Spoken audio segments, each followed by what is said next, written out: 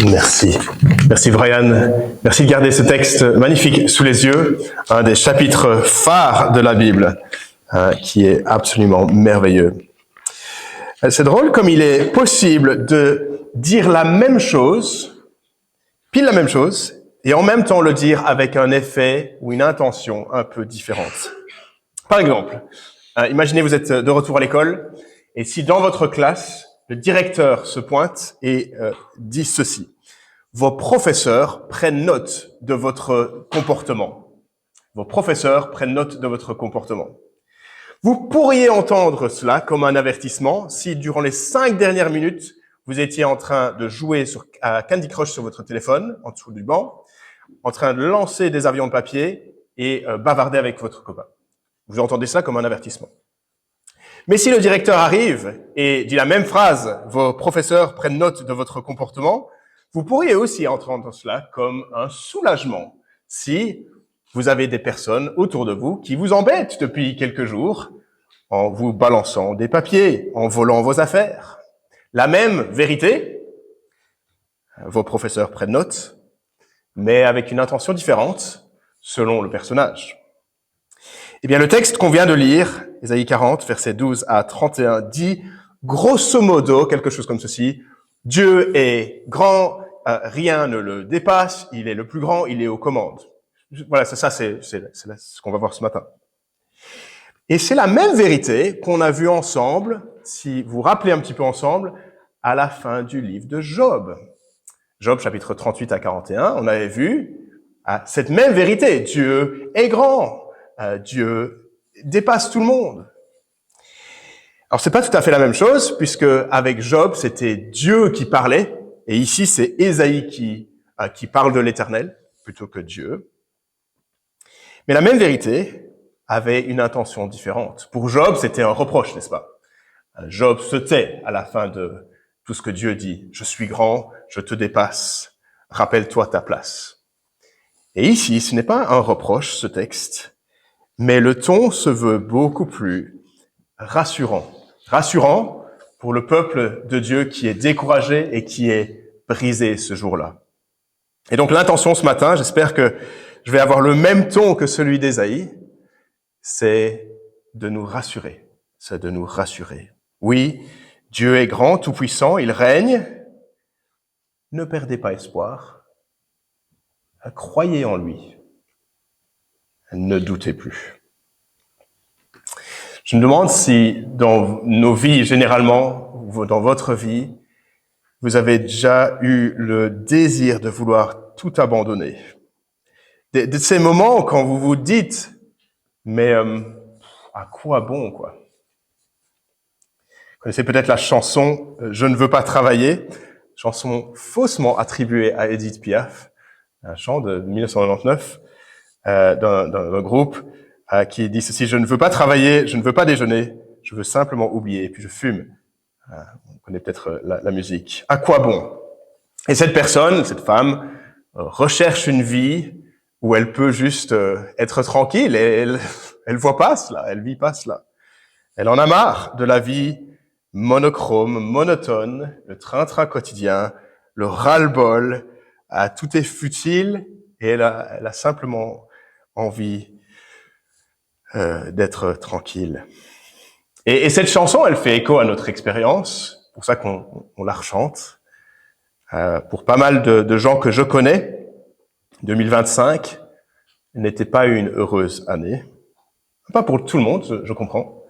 Mais pour certains, vous avez connu un décès dans la famille, voire plusieurs en 2025, des luttes qui restent d'actualité, avoir perdu un travail, avoir traversé des périodes sombres, avoir été fortement découragé.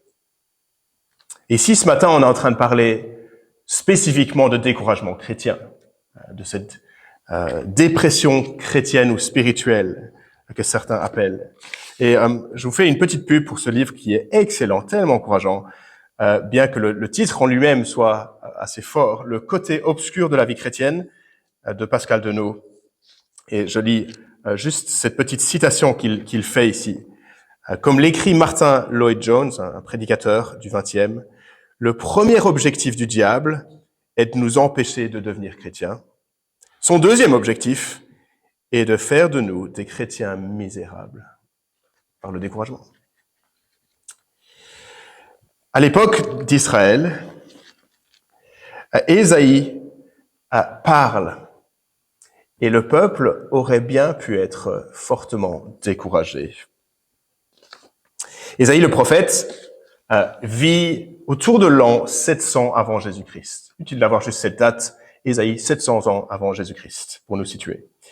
Et durant la vie d'Ésaïe, le peuple de Dieu entend la terrible nouvelle qu'un envahisseur étranger va venir détruire le pays, Babylone. Il viendra détruire le temple, viendra détruire le pays, emportera en exil la majorité de la population, une partie de la population. Et cela est une conséquence logique, juste sentence de la part de Dieu, après avertissement, de se repentir, de revenir à lui. Mais non, le peuple se soumet à des pratiques abominables des autres nations et rejette, se rebelle contre l'Éternel. Et quand Ésaïe écrit, l'exil n'a pas encore eu lieu. Il faudra attendre 100 ans après Ésaïe. Mais Ésaïe prédit qu'il y aura cette période sombre pour le peuple de Dieu. Et le peuple de Dieu entend cette terrible nouvelle. Et puis Ésaïe 40 à 55 parle d'une bonne nouvelle au-delà de l'exil, de l'autre côté de l'exil, un retour au pays. Et puis une délivrance qui sera encore meilleure même que le retour. On l'avait vu au début du chapitre 40, où on avait lu « Consolez, consolez mon peuple, dit votre Dieu. Parlez au cœur de Jérusalem, criez-lui que sa période de combat est terminée, que sa faute est expiée. La dette de leur péché est apurée. Ils ont payé, l'exil est fini, il y aura un retour. Ce sera merveilleux. Dieu annonce une délivrance qui va dépasser même le retour de l'exil. Et donc, voilà, Ésaïe, en gros, c'est un message sombre dans l'immédiat pour le peuple, dans 100 ans, et puis un bon message, une bonne nouvelle pour plus loin, où les péchés seront pardonnés, il y aura un retour. Et donc, à la génération de Ésaïe, mais aussi à la génération qui partira et sera en exil, Dieu a fait des promesses, mais ils sont découragés. Ils se disent, à quoi bon? Et on le voit, regardez avec moi le verset 27. Jacob et Israël, c'est une manière de désigner le peuple à l'époque. Pourquoi dis-tu, verset 27, ô Jacob, pourquoi affirmes-tu Israël? Ma situation échappe à l'Éternel. Mon droit passe inaperçu de mon Dieu. Ils sont en train de dire, je me sens abandonné par Dieu. Je me sens seul, laissé à mon sort et à mes difficultés. Dieu, est-ce que tu nous aurais oubliés? Je sais que tu nous as fait des promesses, mais pour l'instant, je me sens seul et abandonné. Quel avenir y aura-t-il pour mes enfants? Ça craint. J'ai tellement de doutes. Je suis tellement épuisé. J'ai cette lassitude dans ma foi. Est-ce que ça fait écho à votre expérience, cela? Mais pas si différent, me semble. Mais pas si différent. En tant que croyants en Jésus-Christ, Dieu nous a promis la vie éternelle en Jésus-Christ. Le pardon de nos péchés est déjà pris. Un nouveau ciel, une nouvelle terre, une Jérusalem céleste. On attend cela avec impatience. La joie qu'on ne peut pas nous enlever, la présence de son Esprit Saint, la paix avec lui, n'est-ce pas? Mais ici-bas, dans l'attente, on vit dans un monde sous le jugement de Dieu depuis la chute, où nous luttons contre la chair, où nous luttons contre les manœuvres diverses du diable, où nous sommes insultés pour notre foi de temps en temps. Et tout croyant peut légitimement expérimenter, à un moment donné, ou régulièrement, l'épuisement, être déçu, la fatigue dans la vie chrétienne, ou une longue période de sécheresse. La solution est d'entendre Ésaïe 40, la seconde moitié. Car nous allons voir ensemble ce matin, Dieu est capable de nous sauver. Dieu est tellement grand que pour lui, c'est pas difficile. Qu'est-ce qu'on apprend concernant celui qui fait ses grandes promesses? Qu'il va agir, qu'il est capable d'agir. Et peut-être que ce matin, tu ne t'identifies pas en tant que chrétien à ce stade. C'est super que tu sois là.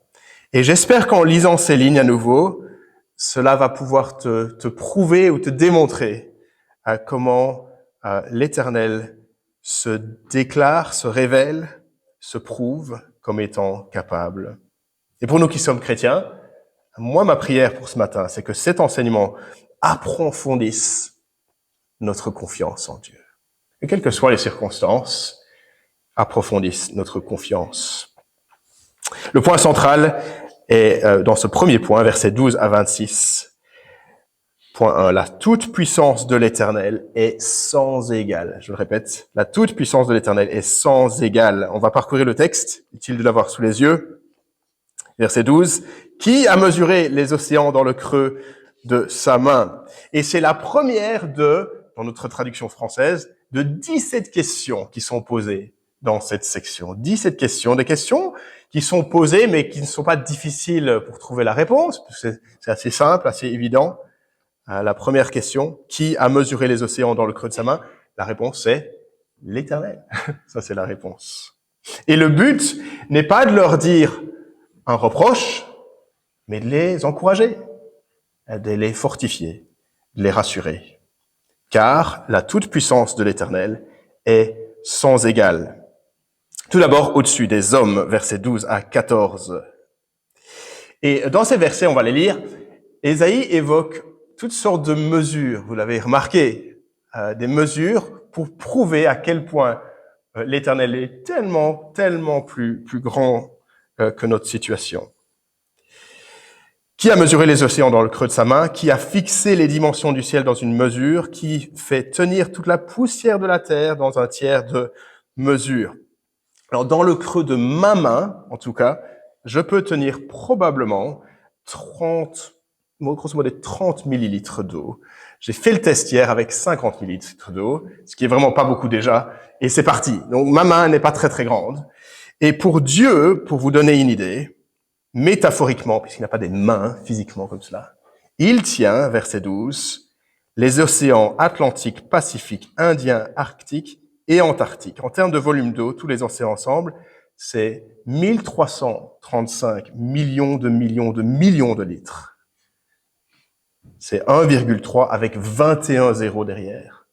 Ça, c'est pour nous donner une taille, une idée de ce que Dieu est tellement plus grand que moi avec ma petite main.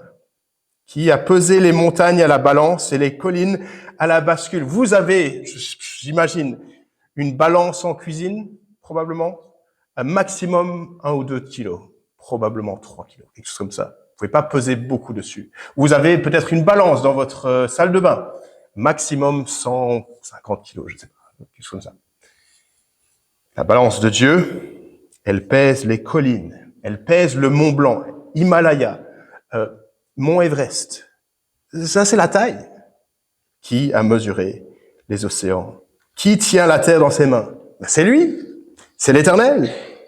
Verset 13. Est-ce qu'il agit tout seul dans la création de ce monde? Verset 13. Qui a compris l'esprit de l'Éternel? Quel homme a été son conseiller pour l'instruire? Avec qui a-t-il délibéré pour se laisser éclairer par lui? Qui lui a appris le sentier du droit?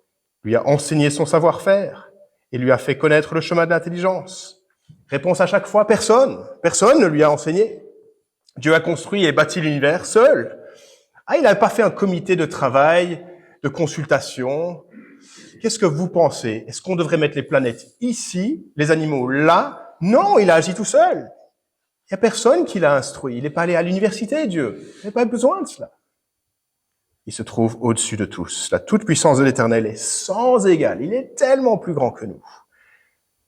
Mais aussi au-dessus des hommes, au-dessus des nations puissantes, versets 15 à 17. Les nations, à l'époque, c'est les grands empires super puissants. La Syrie, c'est les Babyloniens, les ennemis du peuple de Dieu, et leur puissance militaire faisait peur. Et la tentation pour le peuple de Dieu, c'est de faire des alliances avec eux pour essayer de rester à l'abri, plutôt que de faire confiance à Dieu. Verset 15, le point de vue de l'Éternel sur les nations. Verset 15, une goutte d'eau. Les nations sont pareilles à une goutte d'eau qui tombe d'un seau. Elles sont comme de la poussière sur une balance. Sur les îles comme une fine poussière qui s'envole. Verset 17, toutes les nations sont réduites à rien devant lui. Elles comptent moins à ses yeux que le néant et le vide. C'est pas que les nations n'ont aucune importance, c'est juste qu'elles font pas le poids par rapport à Dieu. Toutes ces nations impressionnantes. Et vous prenez un seau, vous le videz parce que vous devez, je sais pas, l'amener au jardin, quelque chose comme ça, et il reste au fond un tout petit peu d'eau, n'est-ce pas? Puis vous videz encore cela, il reste probablement 3 gouttes. Est-ce que ces 3 gouttes, elles sont importantes pour vous? Est-ce qu'elles font le poids? Non, c'est insignifiant. Les nations du monde, comme des gouttes d'eau, comme la petite poussière fine qui reste après avoir pesé la farine, et il y a 3 morceaux de farine qui restent en toute petite fine poussière, vous pouvez souffler dessus et ça part. Les nations du monde. Mais alors à qui comparer Dieu? Verset 18. Il est au-dessus des idoles, certainement pas des statues. Et Ésaïe ici est en train de se moquer, je pense, des idoles, des statuettes à l'époque, des dieux babyloniens, vénérés par les nations ennemies d'Israël, des fausses divinités qui avaient une certaine emprise et des adeptes nombreux. Et il dit, même cela n'est qu'une illusion. L'Éternel Dieu est incomparable. Il ne ressemble pas à de la pierre. C'est pas surprenant que dans les 10 commandements, le 2e commandement, tu ne te feras pas d'objet sacré à l'image de Dieu. Dieu est esprit. Quelle représentation serait suffisante pour le Dieu de l'univers, qui tient les océans dans ses mains et qui est au-dessus des nations, qui sont comme de la poussière? Oui, la toute puissance de l'Éternel Dieu est au-dessus aussi des dirigeants puissants, versets 21 à 24. Ne le savez-vous pas? Ne l'avez-vous pas appris? Ne vous l'a-t-on pas révélé depuis le début? C'est l'Éternel qui siège au-dessus du cercle de la terre. Dieu voit d'en haut un petit cercle. C'est le globe. Il le déploie comme une tente. Quand vous faites du camping, vous mettez en place une tente, n'est-ce pas? Quand Dieu a créé le monde, c'était comme juste monter une tente pour lui. C'est lui qui réduit les dirigeants à rien. Il rend les juges de la terre pareils à du vide. Comment Dieu considérerait-il les plus grands présidents et les personnes les plus influentes? Il souffle dessus et ils sont réduits à rien. Et puis enfin, versets 25 et 26, il est au-dessus des planètes. J'aime ce verset. C'est lui, verset 26, qui fait sortir les corps célestes en bon ordre. Il les appelle tous par leur nom. Alors, réfléchissez avec moi à cela. Les spécialistes des astres et des planètes sont plus ou moins d'accord pour dire qu'on connaît très très peu sur ce qui est énorme et ce qui existe là-bas. Mais il y a grosso modo des milliards et des milliards d'étoiles. Et moi je trouve ça difficile à cerner. Ça fait exploser le cerveau. Et ici, verset 26, il les appelle tous par leur nom. Dieu connaît le nombre des étoiles et il connaît leur nom individuel. Moi, j'arrive pas à me souvenir de tous les prénoms de ceux que j'ai rencontrés, mais lui, il arrive à se souvenir des milliards et des milliards des noms de chaque corps céleste. Dieu est tellement plus grand. Toute la puissance lui appartient. Il est le Créateur. L'Éternel Dieu est sans pareil, incomparable. Toute la puissance lui appartient. Personne ne l'égale.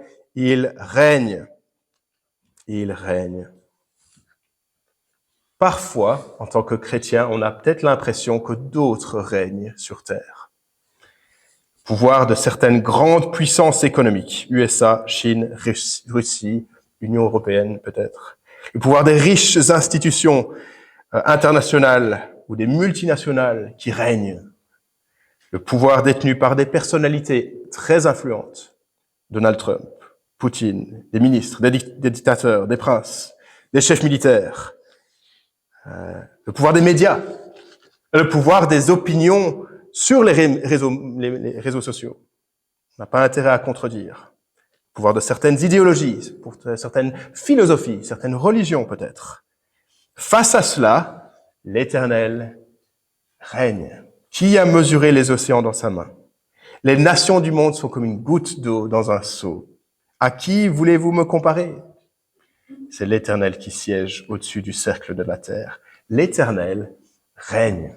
L'Éternel est grand. Il est incomparable, il est sans pareil. Qu'est-ce qu'on fait avec cela? Point 2. Toute l'application se trouve à la fin, versets 27 à 31. Point 2. Alors, comptez sur l'Éternel, votre Dieu. Comptez sur lui. Comptez sur lui. Ne doutez plus, ne tremblez pas. Relevez-vous de votre épuisement et confiez-vous en l'Éternel. Prenez courage, mettez votre espoir en l'Éternel. Il ne vous a pas oublié. Oui, l'exil arrive pour eux. Oui, le jugement temporaire arrive, mais ce n'est pas la fin. Dieu vous fortifie pour cette vie. Écoutez avec moi les versets 28 à la fin et soyez rassurés de ces versets. Ne le sais-tu pas? Ne l'as-tu pas appris? C'est le Dieu d'éternité, l'Éternel, qui a créé les extrémités de la terre. Il ne se fatigue pas, il ne s'épuise pas. Son intelligence est impénétrable, il donne de la force à celui qui est fatigué. Il multiplie les ressources de celui qui est à bout. Oh, les adolescents se fatiguent et s'épuisent. Les jeunes gens se mettent à trébucher, mais ceux qui comptent sur l'Éternel renouvellent leur force. Ils prennent leur envol comme les aigles. Ils courent sans s'épuiser. Ils marchent sans se fatiguer. Il serait légitime d'être découragé si Dieu nous avait oubliés. Il serait légitime d'être découragé si Dieu n'était pas aux commandes. Mais c'est pas le cas. Le verset 31 nous donne la réponse. Qu'est-ce que Dieu veut pour son peuple découragé? Compter sur lui. Ceux qui comptent sur l'Éternel renouvellent leur force. Le mot compter sur l'Éternel a un sens d'attendre patiemment, avec confiance. La vie chrétienne est une vie d'attente. Attente de Dieu. Attendre que Dieu agisse sur base de ce qu'il a déjà agi, de son œuvre de salut. Et donc, nous n'avons pas besoin d'être déstabilisés ou affolés. Les empires, les superpuissances, ça vient et ça repart. Où se trouve la Syrie? Où se trouve Babylone aujourd'hui? Comme quelqu'un l'avait dit, dans les musées. Telle une goutte d'eau dans un seau d'eau. L'Éternel reste tout-puissant. Et il me semble simplement que ces vérités ont été utiles pour chaque génération du peuple de Dieu. Tout d'abord, la génération du peuple de Dieu à l'époque d'Ésaïe, 700 avant Jésus-Christ, avant l'exil, qui ont entendu qu'il y aura cette période sombre pour leurs propres enfants et une délivrance de l'autre côté. À vous, découragés, brisés, comptez sur l'Éternel, votre Dieu. Et puis à la génération du peuple de Dieu qui se trouve face à l'exil, 100 ans après. Ce peuple qui voit à quel point Dieu prend au sérieux leur rébellion. À vous qui êtes découragés, tentez d'être impressionnés par les divinités de Babylone et leur puissance. À vous qui pensez que Dieu vous a peut-être abandonné, comptez sur l'Éternel, votre Dieu. Ayez confiance en lui. Il est au-dessus des nations. Et puis à la génération du peuple de Dieu qui rentre de l'exil 70 ans plus tard et que Dieu rétablit au pays. À l'époque de Néhémie, d'Esdras, où il n'y a pas encore de temple, où il faut reconstruire les murs. À vous qui êtes découragés, qui pensez être loin de Dieu, comptez sur lui, comptez sur ses promesses qui s'accompliront. Il est tout puissant pour garder ses promesses. À la génération du peuple de Dieu autour de l'an 0, qui attend le Messie avec patience, comme Siméon dans le temple, qui attend la consolation d'Israël, qui vit l'occupation de l'Empire romain Et puis la génération qui voit Jean-Baptiste arriver dans le désert et qui annonce « Préparez le chemin du Seigneur ». À vous qui espérez en l'Éternel et qui anticipez une solution au péché, comptez sur lui. Le salut est proche. Et puis pour nous, notre génération, 2026, nous qui attendons encore le retour du Messie, qui reviendra dans sa gloire, nous qui sommes parfois bien découragés par toutes sortes de choses dans notre vie chrétienne, de vivre dans un monde qui globalement rejette Dieu et sa parole, qui ne reconnaît pas que Dieu est glorieux et digne, et Seigneur et Rédempteur.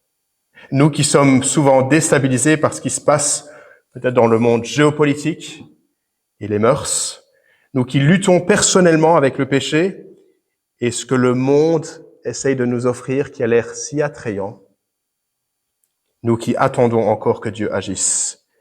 Est-ce qu'il le fera? Ça semble un peu lointain comme idée. Comptez sur l'Éternel. Comptez sur lui. Verset 31. Ceux qui comptent sur lui renouvellent leur force. L'Éternel est tellement grand qu'il est capable de vous sauver. Il est capable de nous sauver, de nous ramener à la maison, d'être fidèle. Oh, les circonstances seront en dents de scie, ça c'est certain, mais lui reste le même. Et donc, j'aimerais m'adresser particulièrement à ceux qui sont particulièrement fragiles en ce début d'année, fragiles dans la foi, fortement découragés, déçus, épuisés. Je suis tellement heureux que vous soyez là ce matin, parce que ce passage est pour nous qui sommes découragés. Et Dieu a un message de réconfort pour toi ce matin. Verset 29. Il donnera la force à celui qui est fatigué. Il multipliera les ressources de celui qui est à bout. Concrètement, il se peut que tu aies besoin d'être un peu plus intentionnel pour mettre en priorité cette année l'écoute régulière de la parole de Dieu dans ta vie. Il se peut que tu aies besoin de mettre en priorité, de te réunir avec ton Église cette année. Il se peut que ce soit important que tu mettes en priorité la prière à ton Dieu. Mais au final, sache simplement que Dieu est souverain. Il est pour toi. Il t'aime. Il accomplira ce qu'il a dit. Et il est capable de le faire parce qu'il est puissant. Rien ne l'arrête. Je veux que tu aies en tête la chose que peut-être tu peux réfléchir à la chose la plus décourageante que tu voudrais que ça change dans ta vie. Est-ce que tu peux amener cela au Seigneur ce matin et prie-le avec persévérance, avec foi, qu'il agira dans ta vie, dans son timing, parce qu'il est plus grand que tes plus grandes préoccupations, tes plus grandes douleurs, tes plus grandes peines. Il est plus grand. Il est au-dessus de cela. Et prie-le que tu lui fasses confiance, qu'il te donne la force au jour le jour pour vivre avec lui. On revient en finale à l'appel de ce livre d'Ésaïe. Où est votre foi? Comptez sur lui. Où se situe votre confiance? Comptez sur lui. Où se trouve votre espérance? Verset 31, un verset qu'on pourrait apprendre par cœur. Ceux qui comptent sur l'Éternel renouvellent leur force. Renouvellent leur force. Et l'image est belle. Ils prennent leur envol comme les aigles. Vous pouvez imaginer cela. Ça, c'est votre vie. On n'a pas toujours l'impression que c'est le cas. Ils courent sans s'épuiser. Ils marchent sans se fatiguer. Comment? En regardant toujours plus à l'Éternel, Yahvé, le Dieu créateur, le seul Dieu vivant. Toute la puissance lui appartient. Il est le créateur. Il est sans pareil. Il est incomparable. Rien ne peut l'égaler. Toute la puissance lui appartient. Il règne. C'est ce qu'on a vu ce matin. Et je vous encourage de revenir la semaine prochaine où on verra dans le chapitre 41 ce que Dieu s'apprête à faire pour son peuple. Prenons un instant dans le silence et puis je prierai.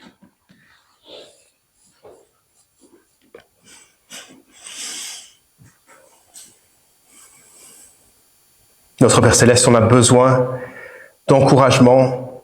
La vie chrétienne n'est pas évidente. On est bousculé de toutes parts. On est amené à être préoccupé par toutes sortes de choses peu importantes.